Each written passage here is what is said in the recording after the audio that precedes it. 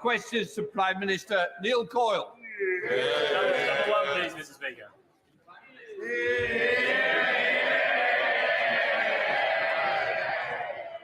Mr. Speaker, with Armistice Day on Friday, I know that colleagues from across the House will want to join me in remembering those who have lost their lives in the service of our country. Mr. Speaker, this morning I had meetings with ministerial colleagues and others in addition to my duties in this House. I shall have further such meetings later today. Neil Coyle. Thank you, Mr. Speaker. The people I serve will, of course, be commemorated in remembrance. Bermondsey was the original home of the Poppy Factory, providing work for injured veterans of the Great War over 100 years ago. But, Mr. Speaker, COVID restrictions were a necessary, if painful, experience. Across the country, most people made enormous sacrifices, like Charlotte, my constituents, and local councillor Lorraine, unable to see their mums in their final days. These people were betrayed by the Conservatives who parted their way through lockdown,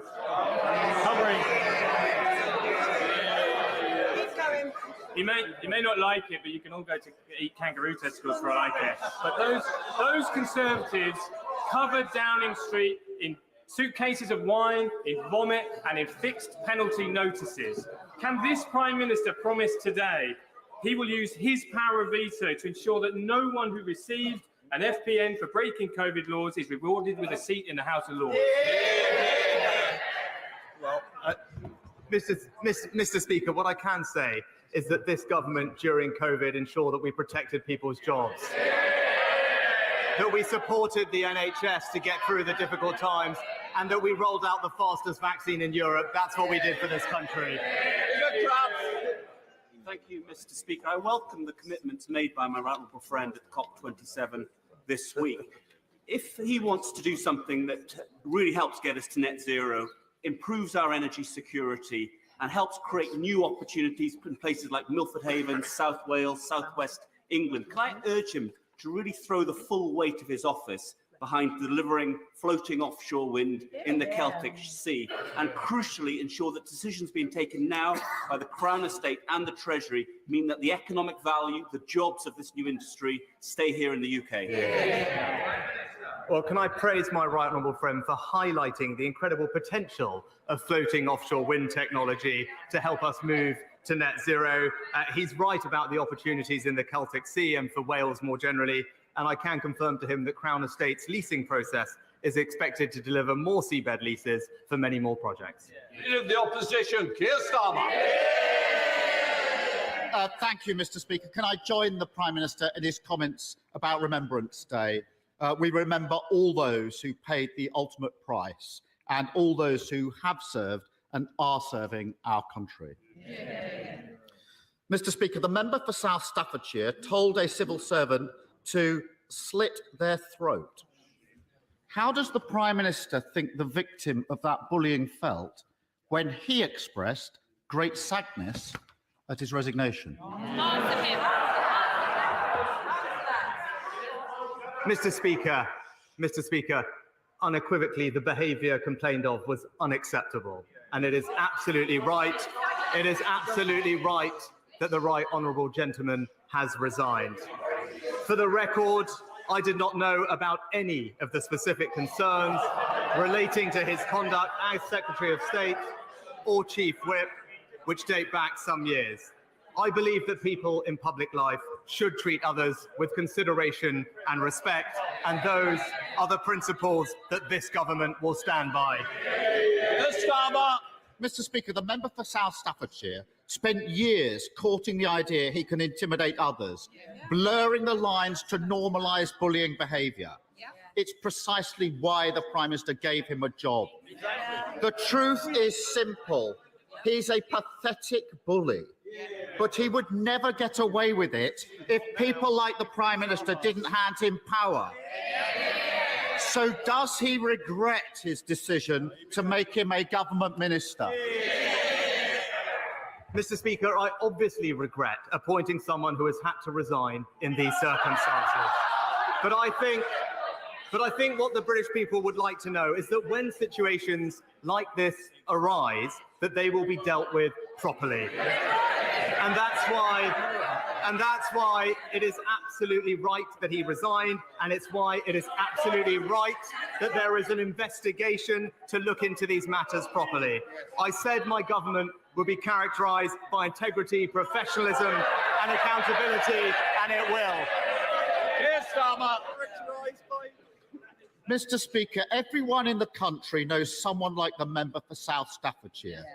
A sad middle manager getting off on intimidating those beneath him. But everyone in the country also knows someone like the Prime Minister.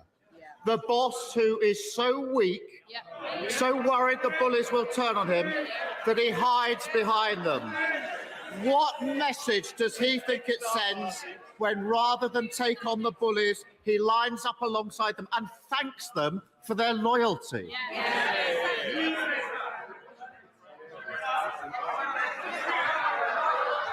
Mr. Speaker, the message that I clearly want to send is that integrity in public life matters.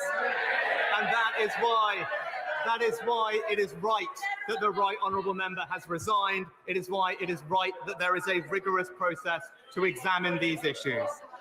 But as well as focusing on this one individual, it is also right and important that we keep delivering for the whole country. And that's why this government will continue to concentrate on stabilising the economy, on strengthening the NHS, and on tackling illegal migration. Those are my priorities. Those are the priorities of the British people, and this government will deliver on them. Keir Starmer. Mr. Speaker, the problem is he can't stand up to a run-of-the-mill bully. So he has no chance of standing up to vested interests on behalf of working people. Take Shell. They made record profits this year, £26 billion. How much have they paid under his so-called windfall tax? Mr. Speaker, I was Chancellor who introduced an extra tax on the oil and gas companies. Right, but he talks, Mr. Speaker, he talks about working people. The Right Honourable Member voted against legislation to stop strikes disrupting working people. He voted against legislation to stop extremist protesters disrupting working people. That's because he's not on the side of working people, Mr. Speaker. That's what the Conservatives are for. Mr. Speaker, I'm against all of those causing chaos, damage to our public services and to our economy, whether they are gluing themselves to the road or sitting on the government benches. Mr. Speaker, there was no answer to the question because the answer is nothing. Shell haven't paid a penny in windfall tax. Why? Because for every pound they spend digging for fossil fuels, he hands them a 90p tax break, and it's costing the taxpayer billions.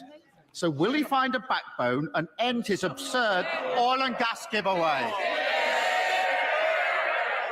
Well, Mr. Speaker, what the party opposite will never understand is that it's businesses investing that create jobs in this country.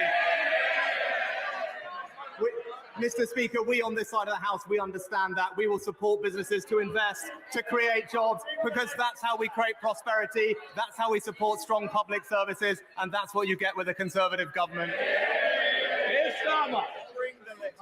There's only one party that crashed the economy, and they're all sitting there. It's a pattern, Mr. Speaker, it's a pattern with this Prime Minister. Too weak to sack the security threat sat around the cabinet table. Too weak to take part in a leadership contest after he lost the first one. Too weak to stand up for working people. He spent weeks flirting with the climate change deniers in his party, then scuttled off to COP at the last minute. In the budget next week, he'll be too weak to end his oil and gas giveaway, scrap the non-dom tax breaks, and end the farce of taxpayers subsidising private schools. That's what Labour would do, a proper plan for working people. Mr. Speaker, if he can't even stand up to a cartoon bully with a pet spider, if he's too scared to face the public in an election, what chance has he got of running the country? Mr. Speaker, we won't. We want to try and get through on time, and I know some members want to catch my eye. They're not doing a good job so far. Come on, Prime Minister. Mr. Speaker, the honourable gentleman talks about judgment about putting people around the cabinet table. I would just gently remind him he thought the member for Islington North was the right person to look after our security. But Mr. Speaker, the honourable gentleman, he said a lot today. He said a lot today, but it's clear that he isn't focused on the serious issues that are confronting our country. We're strengthening our economy. He's backing the strikers. We're supporting people with energy bills. He's supporting the protesters. And we're tackling illegal migration. He's opposing every measure. The British people want real leadership on the serious global challenges we face, and that's what they'll get from this government.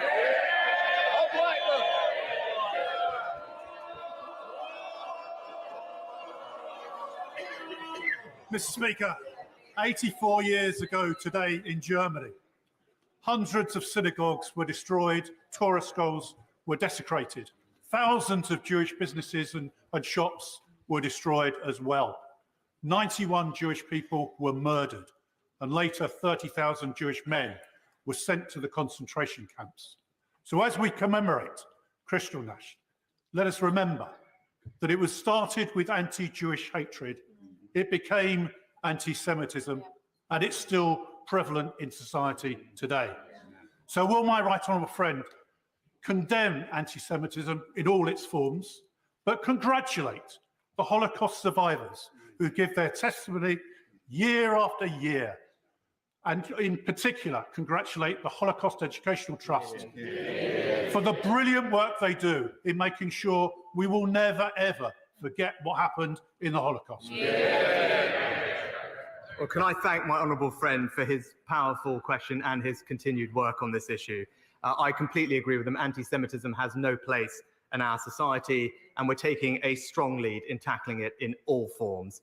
We became the first country to adopt the IHRA definition of anti-Semitism, and the government's independent advisor on anti-Semitism regularly provides advice to ministers on how best to tackle this issue. And can I join him, as I know the whole House will, in praising the work of those survivors who so bravely tell their stories so that we might never forget. SNP leader Ian Blackford. Thank you, Mr. Speaker. And can I associate myself with the remarks of the Prime Minister for Armistice? We remember those that paid the ultimate sacrifice, those that continue to serve.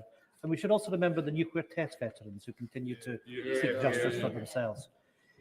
Mr. Speaker, last night the Prime Minister suffered the self-inflicted loss of his first cabinet minister. A couple of weeks into the job, it turns out this Prime Minister's judgment is every bit as bad as his predecessors. Speaking of which, we now know that his former friend, the former Prime Minister, plans to hand out seats in the House of Lords to at least 4 Tory MPs, including the current Secretary of State for Scotland. So here's another test of judgment for the new Prime Minister. Does he think it right to keep a man in a cabinet who's clearly far more interested in getting his hands on an ermine robe than playing by the rules of Scottish democracy? Mr. Speaker, I'm obviously not going to comment on speculation around such lists. Any list would, of course, follow the normal procedures and processes that are in place. Ian Blackford. I'm afraid it's not speculation, and of course the Prime Minister clearly doesn't get how corrupt this all looks to people in Scotland. Because not only do we have a UK government that denies democracy, we now have a Secretary of State that is running scared from it. In the middle of a Tory cost of living crisis, the Scotland office is now to be led by a baron-in-waiting, biding his time until he can cash in on the 300-day job for life in the House of Lords. He should be sacked from the Cabinet, and the people of Dumfries and Galloway should be given the chance to sack the Tories in a by-election. The Prime Minister's judgment is already in tatters. If he has any integrity left, will he now put a stop to these 2 predecessors stuffing the House of Lords with his cronies? Mr. Speaker, what the Secretary of State and I are jointly focused on is working constructively with the Scottish Government to deliver for the people of Scotland. I'll be pleased to be meeting the First Minister tomorrow, because that, I think, is what the people of Scotland want to see. Ian Collins. Mr. Speaker, criminal gangs who are operating to bring people into this country in small boats, an issue that directly affects my constituents of Folkestone and Hythe, are openly using social media platforms to recruit people to use their services. Can my right honourable friend confirm that the online safety bill will require social media platforms to take effective action to remove this content? And is it also the intention of the government to bring the bill back later this month? Well, can I thank my honourable friend for his work in raising awareness of this particular issue? He is absolutely right, and I'm pleased to give him the reassurance that the online safety bill will require platforms to remove and limit the spread of illegal content and activity online. Assisting illegal immigration is listed as a priority priority offence in the bill, and we look forward to bringing it back to the House in due course. Savile Roberts. The Prime Minister is struggling to rebuild the Tories' ruined economic credibility after his predecessor scorned the Office for Budget Responsibility. But in a Bloomberg interview just last week, his Trade Secretary disputed OBR forecasts that trade will be 15% lower because of Brexit. Britain's economic prospects are worsened by being outside the world's largest trading bloc. That is a fact. So who does he agree with? The OBR or his Tory minister? Well, Mr. Speaker, one of the great opportunities of Brexit is our ability to trade more with countries around the world. And actually, I know the honourable lady will actually want to speak to many of the Welsh farmers who are enjoying selling their lamb to the new markets that we have opened up for them. That's what we'll get on and deliver. Mr. Speaker, excessive housing targets are placing greater and greater pressure on councils to approve development which damages our environment. When the Prime Minister came to Finchley over the summer, he said he wanted to abolish those targets. Will he use the Levelling Up Bill report stage to bring forward government amendments to do that? Mr. Speaker, the government is committed to making home ownership a reality for a new generation, and we must build homes in the right places where people want to live and work. But as the honourable lady knows, and as I said, I want those decisions to be taken locally, with greater say for local communities rather than distant bureaucrats. And my right honourable friend, the Secretary of State, is happy to sit and meet with her to discuss how best to make this a reality. Mr. Speaker, does the Prime Minister remember back in February when he was Chancellor of the Exchequer, when I informed him that due to his incompetence in that job, the children in my constituency would go to bed that night with no food in their tummy and no heat in their homes? What is he now going to do as Prime Minister to make sure that in every community in our country, children aren't in that situation in this hard winter ahead? Well, Mr. Speaker, the absolute best way to ensure that children do not grow up in poverty, which is something that none of us want to see, is to ensure that they do not grow up in a workless household. And the record under these governments is that 700,000 fewer children are growing up in workless households, and that's because Conservative governments create jobs for people, Mr. Speaker, and that's the best anti-poverty strategy that we have.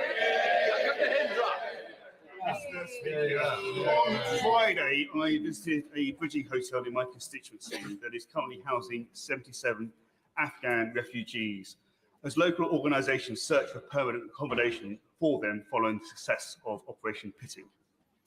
Many of the refugees I met held highly skilled jobs back in Afghanistan, including a doctor, international athletes and government ministers. Can the Prime Minister assure the House that our government will do more to support these highly skilled individuals to enter the UK workforce? Well, it's nice to hear from my honourable friend again this week, and I can reassure him that we are completely committed to supporting Afghan refugees into the employment opportunities here in the UK. The Department for Work and Pensions has a full programme in place, and I can also tell him that our Refugee Leads Network brings together refugee organisations and DWP to connect those refugees with employment opportunities, and I look forward to seeing the fruits of that programme with him in the near future. Bradshaw. 5 years ago, the government belatedly launched a review into the security risk posed by handing thousands of mainly wealthy Russian and Chinese nationals so-called golden visas so that they could live in Britain. It also promised to publish the results of that review. Why hasn't it? Well, Mr. Speaker, we did indeed review and indeed end the visa that the honourable gentleman is raising. The Home Office is currently conducting the right way to replace that visa with something that is more sustainable going forward and protects our security interests. I'll be happy to have the Home Secretary write to him with an update on that process. Thank you, Mr.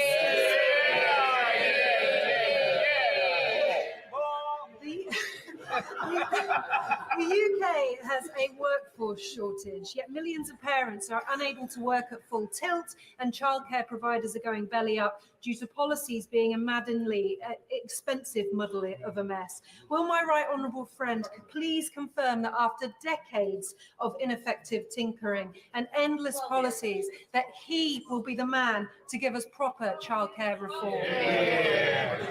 Well, Mr. Speaker, I'm pleased to say we've announced ambitious new plans to improve the cost, the choice and the availability of childcare to benefit hundreds of thousands of parents across the country. This includes measures to increase the number of children that we can look after by each staff member and indeed make it easier for people to become childminders. We'll respond to all of these proposals in very short order. Thank you very much, Mr. Speaker. I know the Prime Minister's been very busy failing to stand up to bullies, but in the real world, schools and colleges across the country looking after actual children are struggling to make ends meet. One London head teacher has scrapped plans for mental health counsellors. A head teacher in Twickenham is no longer filling teaching assistant vacancies, whilst another is axing school trips. So, Mr. Speaker, will the Prime Minister give pupils and parents a cast-iron guarantee that in next week's autumn statement there will be no real terms cuts to school and college budgets? Mr. Speaker, we've significantly increased funding going into schools over the next 2 years. But on top of that, it was important to this government to help those children who left behind their education opportunities during the pandemic, which is why we invested £5 billion to helping those children catch up, including unveiling the most comprehensive programme of tutoring that this country has ever seen, and is closing the attainment gap and disproportionately benefiting disadvantaged children, and is something that I know all colleagues will get behind. Thank you, Mr. Speaker. Despite a productive meeting with the Immigration Minister yesterday, the Home Office continues to house over 400 asylum seekers in 2 neighbouring hotels in my constituency. It's clear from my meetings with GPs and Derbyshire Police that this huge influx of people in such a small area is putting local services under immense strain. Before services in Erewash hit breaking point, will my right honourable friend commit to immediate reduction in asylum seekers concentrated in one place, and will he intervene to set a timetable for the permanent closure of accommodation centres at this location? Well, Mr. Speaker, let me give my honourable friend my absolute cast iron commitment that we want to get to grips with this problem. The best way to resolve it is to stop criminal gangs profiting from an illegal trade in human lives and the unacceptable rise in channel crossings, which is putting unsustainable pressure on our system and local services. She has my reassurance that the Home Secretary and I are working day and night to resolve this problem, not just to end the use of expensive contingency accommodation, but for more fundamental reform so that we can finally get to grips with this issue, protect our borders and end illegal migration. Thank you, Mr. Speaker. Mr. Speaker, under the Prime Minister's short premiership, he's had 1 minister resign and 1 that urgently needs to be sacked. Can the Prime Minister clarify to the House and the rest of the country when the scheduled programme of integrity, professionalism and accountability will begin? Mr. Speaker, it's precisely because I want a government characterised by integrity, professionalism and accountability that the right honourable gentleman was right to resign, and it's right that we have an independent process. That's the type of government I will lead. When situations like this arise, we will deal with them properly, and that's what we have done. Dean Russell. Thank you, Mr. Speaker.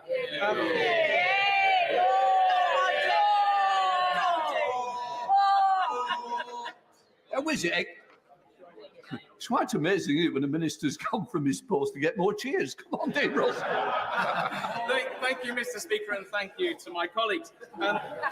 Just like the Prime Minister, I was very fortunate to join the Royal British Legion in becoming a Poppy volunteer recently. I joined colleagues in Abbots Langley, and I was part of Les Betters's team. And this week I'll be joining Tony Griffiths and his team in the Tudor ward in Watford. Mr. Speaker, I would like to ask if the Prime Minister will join me in thanking all of the Poppy Appeal volunteers across the country and in my constituency for their work to ensure that we always remember those who've made the ultimate sacrifice. And if the Prime Minister, or perhaps the Minister for Veterans, will also visit Watford to meet our heroic veterans who we owe so much. Thank you.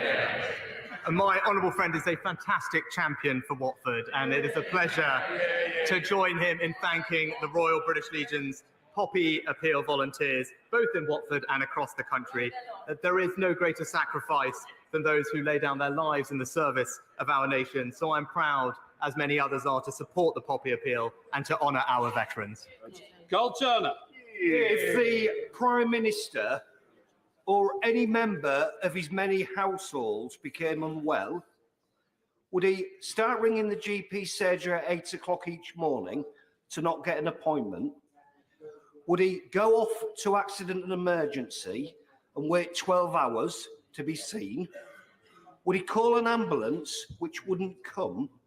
Or would he use some of his £750 million unearned wealth to pay privately and see somebody there and then? Yeah. Well, Mr. Speaker, I'm very grateful, and let me put on record my thanks to the fantastic team at the Friarage Hospital in Northallerton who provided excellent care to my family over the years. But the honourable gentleman is right to highlight the issue of people waiting unacceptably long for treatment that they need. That's why we've put record funding into the NHS to help with backlogs and waiting times this winter. It's why the Health Secretary and the Chancellor are discussing how best to deliver the reforms that we need, because I want to make sure that everyone gets the care they need, and we will continue to invest in more doctors, more nurses and more community scans so that we can deliver exactly that. Thank you, Mr. Speaker. Blackpool is due to benefit from a £300 million private sector-led regeneration project which will deliver thousands of new jobs for my constituents over the years ahead.